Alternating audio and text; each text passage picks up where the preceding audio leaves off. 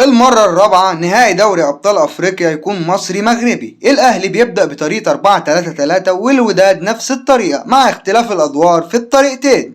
تبتدي المباراة بضغط كبير من النادي الأهلي أدى إلى تراجع الوداد. أول هجمة خطيرة للنادي الأهلي كانت في الدقيقة 7 عن طريق نيران صديقة من لاعب الوداد.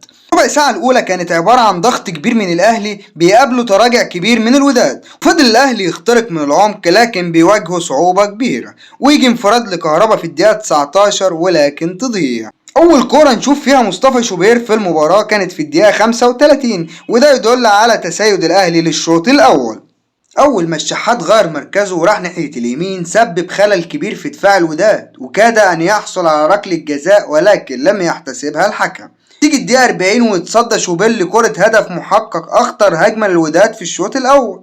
آخر 5 دقايق من الشوط الأول الوداد بدأ يتقدم للأمام ويضغط من التلت التاني للملعب، وده سبب مساحات كبيرة في ظهر مدافعين الوداد عشان يجي الهدف الأول للأهلي في الدقيقة 48 التالتة من الوقت الضايع للشوط الأول من أسيست رائع لحسين الشحات ورأسية أروع من بيرسي تاو عشان يبدأ الشوط التاني مختلف 180 درجة عن الشوط الأول. الوداد بينزل ضغط من أول الشوط وبيروح بكذا هجمة على مرمى النادي الأهلي، ولكن بعد ربع ساعة من الشوط التاني الأهلي يستعيد السيطرة مرة أخرى على المباراة.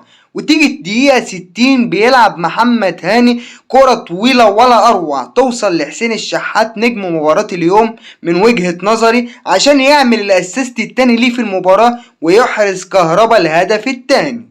على الرغم من ان الوداد كان افضل في الفترة دي من المباراة الا ان الاهلي يخطف الهدف التاني، وهنا بيظهر الارتباك والتوتر على لعيبة الوداد وخصوصا خط الدفاع بعد الهدف التاني، وكان يقدر الاهلي يحرز الهدف التالت والرابع في الفترة دي من المباراة عشان يجي الوداد في اخر تلت ساعة يحاول الرجوع للمباراة وفعلا يوصلوا لمرمى الاهلي ويهددوه.